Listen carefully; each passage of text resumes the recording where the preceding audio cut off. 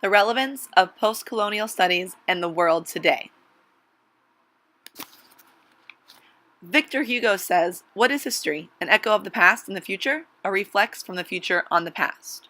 Post-colonial studies allow us to learn from our mistakes and hopefully not repeat them in the modern world. Not always is that the case. However, it is why it's important, so important, to continue reading and studying about the cultures of the past.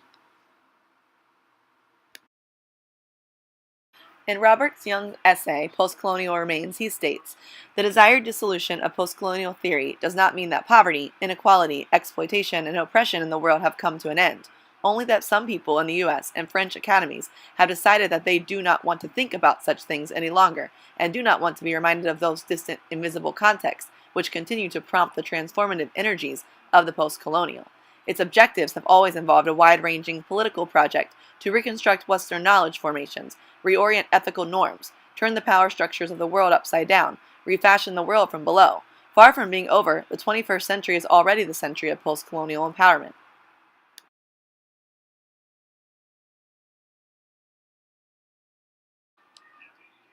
With that being said, this film will focus on the transgender community and how the othering of this community can be related to post-colonial theories and ideals, how we all studied and learned from the past the inequality, violence, struggles they are facing to fit in may not be so widespread.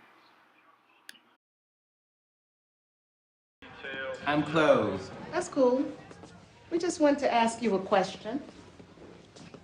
Spanish been saying how you still got your dick. That true? What you got between your legs is your business, and what I got is mine. Maybe. But my man is out at Lexington, and he's having a real hard time. Hard.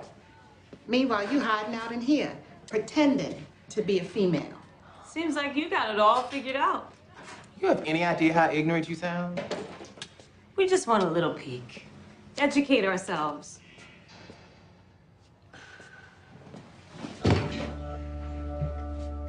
Get the fuck out of my house. Not till we see it. Shut up! Fuck you, female!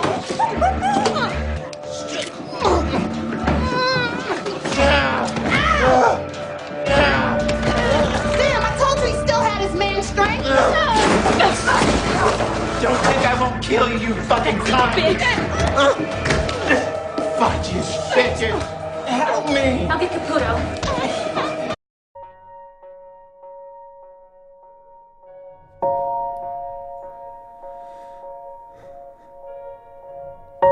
Define me with all your words, then find me a lesson to be learned. You can brand me or burn me, and I won't let it hurt me. Define me as what I am, and try me as just a simple man. I'm no harm to you, I'm just doing the best I can. And if I'm defined by what I do, then what am I supposed to call you? The shadow of a broken past you abused. And if I can stand on my 2 feet, I'll break the wall where we will meet. I'll document our combination for you. We're starting this party tonight, where people will be undefined and love who they want when the judgment is done, and won't have to hide. Starting this party right now, where people can shake off their doubts and send out their love as it moves through the crowd.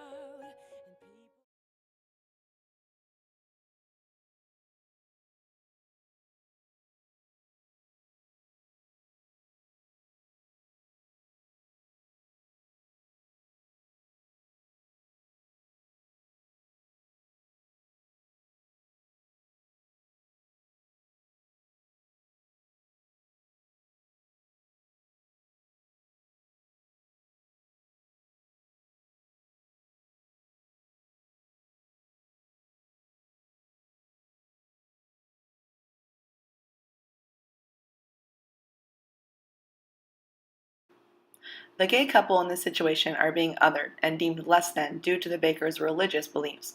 This is an occurrence dating back to colonial times where people were enslaved, othered, chastised, or outcast for having differing religious viewpoints. While this incident is not as extreme, it still requires a look into the past. Religion has always played a part in segregating people or giving one group a feeling of superiority over the other, and clearly still continues today. A shooter opened fire in an Orlando nightclub early Sunday morning, and now authorities are investigating it as an act of terrorism. And unfortunately, there are some people who have succumbed to gunshot wounds, maybe around 20 inside of the nightclub. Multiple law enforcement agencies, including the FBI, are investigating the shooting at Pulse Orlando, a gay nightclub. Police say at least 42 people were taken to local hospitals with injuries. The shooting reportedly happened around 2 a.m. Eastern. Shortly after, someone wrote on the Pulse Facebook page, "Everyone get out of Pulse and keep running." A police officer working at the nightclub initially responded. 2 other officers nearby also responded to the scene, and police say it quickly became a hostage situation. Witnesses near the scene reported hearing an explosion in the vicinity of the nightclub around 5 a.m., then gunfire about 15 minutes later, according to WKMG. Orlando police later confirmed the use of 2 distractionary devices to rescue about 30 hostages. Police engaged in gunfire with the shooter, killing him. One officer was shot at, but police say it appears his helmet saved his life. Police didn't say whether they were looking for other suspects in the shooting. 3 Orlando area hospitals were put on lockdown as a precaution.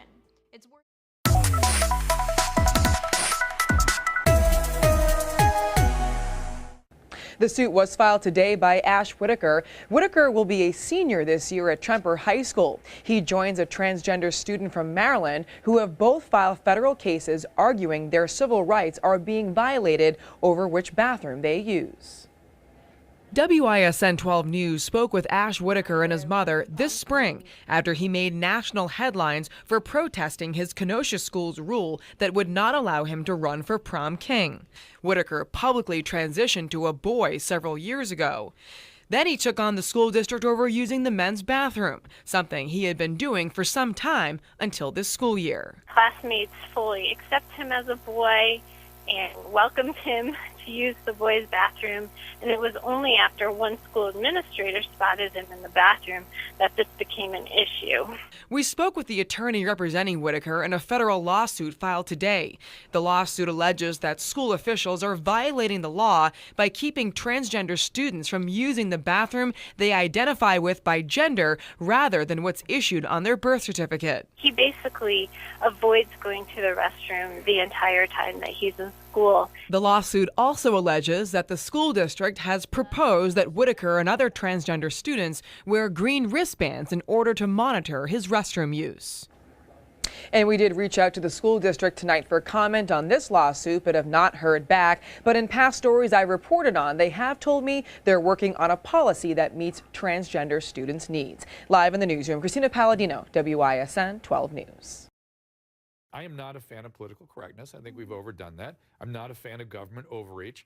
But Jessica, tell me how this substantively will change the lives of people who are transgender, aside from the issues the governor's talking about. It puts us at risk. Walking in, you want me to walk into a man's bathroom, and I'm okay with doing that, but it puts me at risk by getting beat up by walking in there. It puts a man who's a female to male transgender at risk for walking in a female's restroom.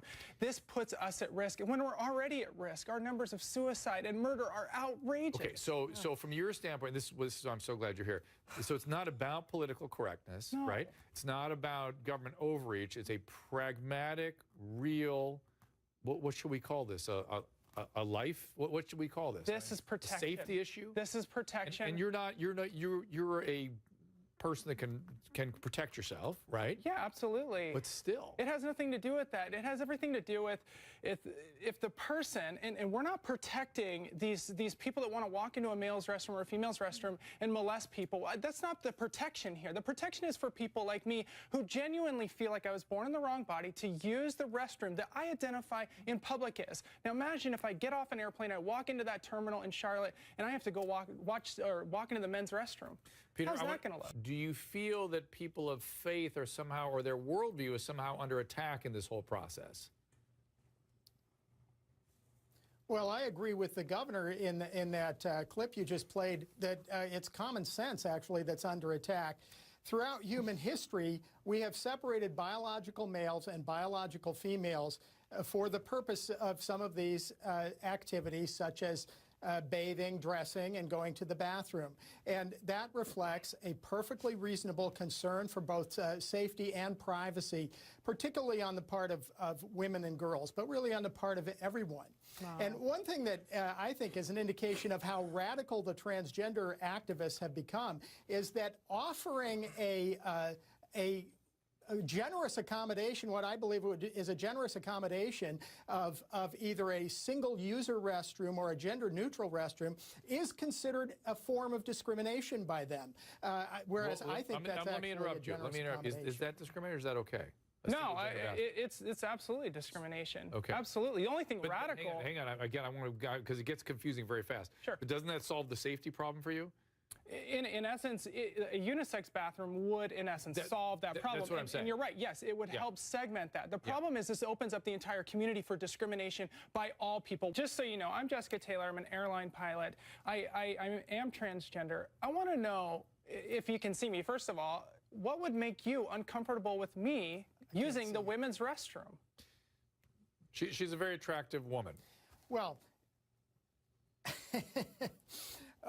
very. A lot of transgender people are not. A lot are not convincing in their presentation as the opposite of their biological sex, and so it's obvious to the people who see them that this is actually a man in a dress and not a biological woman, and that can create. I can understand how that would create fear and anxiety on the part of women and girls in a ladies' room. So, only well-dressed women can go into the ladies' room. Is that what you're saying? Only women that are attractive, just like the Donald Trump thing. Only women that are attractive can have these positions or use the restroom in this case.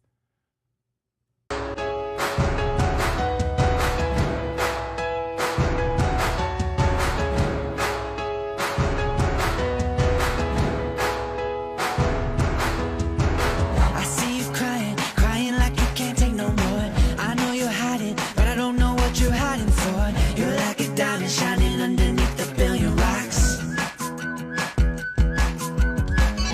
of a kind, that don't mean that you're all alone. Not even trying, but damn, I think it's beautiful. Been looking for another like you, but they're out of stock. Don't quit doing what you're doing, 'cause you're different. I know people say that you're a misfit, but that's the thing I like about you.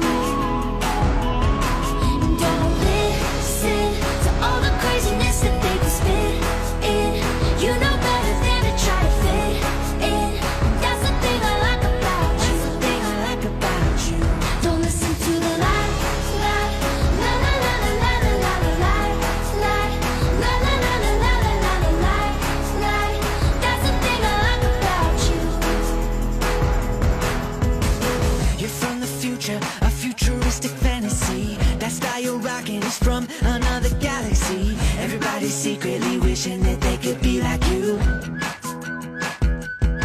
You're like an alien, big drive of crowd inside a stadium. Ain't nobody else walking to the beat you drum, except for me. I'm following you. Ooh, ooh, ooh, ooh, ooh, ooh. Don't quit doing what you're doing, 'cause you're different. I know people say that you're a misfit, but that's the thing I like about you. Don't listen to all the craziness that they can spit in. You know better than to try to fit. Something remains, and the post-colonial is in many ways about such unfinished business, the continuing projection of past conflicts into the experience of the present, the insistent persistence of the after-images of historical memory that drive the desire to transform the present. Robert Young. The transgender community and gay community proves that post-colonial studies are still relevant today. The issues of inequality and othering people based on sex, gender, religion, etc. are still a large part of the world we live in. It is my hope that we are able to study the past in order to guide the future.